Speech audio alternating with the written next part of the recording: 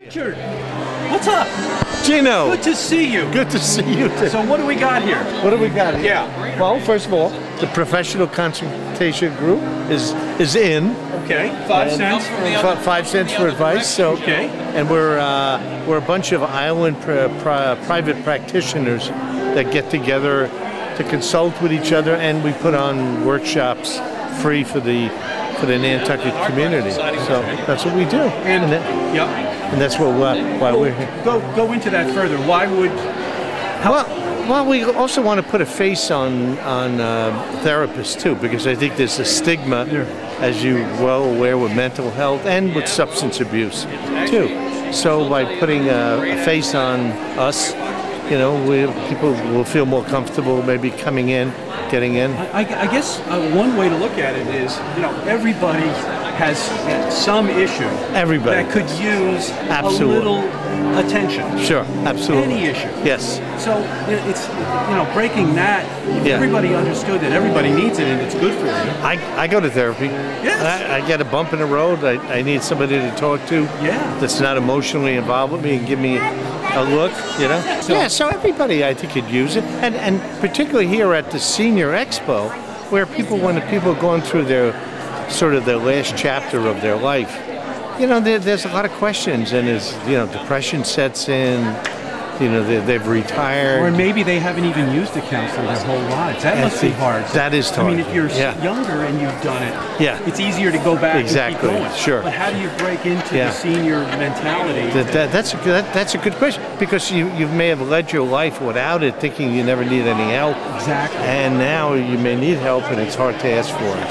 So it's probably a little more pressure on you or it takes a little more courage to come and ask for help. That's why we come here. That's why we come to the Senior Expo to, you know, again, put a face on it, because I'm a senior myself now.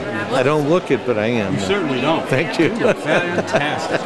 Thank you. An announcement in the newspaper. They're doing it until 12 o'clock. No, I know, but do you normally get a flu shot this early? I've never had one. Well, you probably should. You look like you're old enough. I am old enough. No, I mean, they're free. And they're free. Yeah, but normally it's in flu season. We're not in flu season yet. But I think they give you the shot and you build up the immunity. They wouldn't be giving them if it was too early. Yeah, okay, there you go. Have you been doing it consistently? Yeah. All right.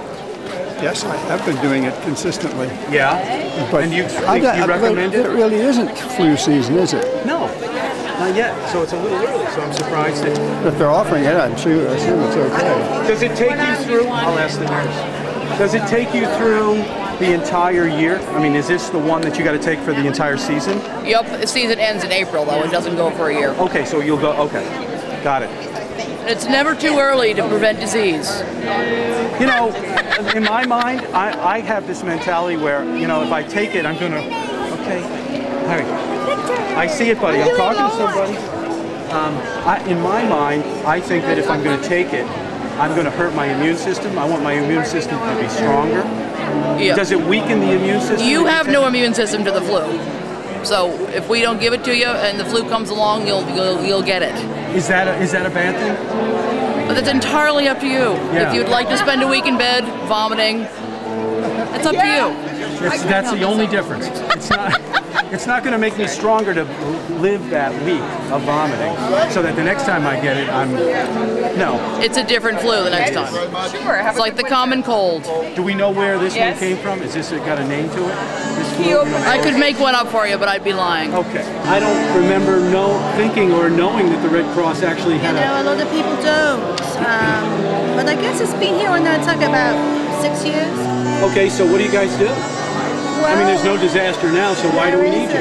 Well, why do you need us? Well, you may need this at some point in the event of a natural disaster, hurricane, or a huge fire, house fire. Yep. We help displaced people. You do? We don't do any blood drives on Nantucket, though. No blood drives. Okay, no. We used to, though. I don't know. I can't answer that. Maybe they did. Yeah, you don't hear about those as much anymore, do you?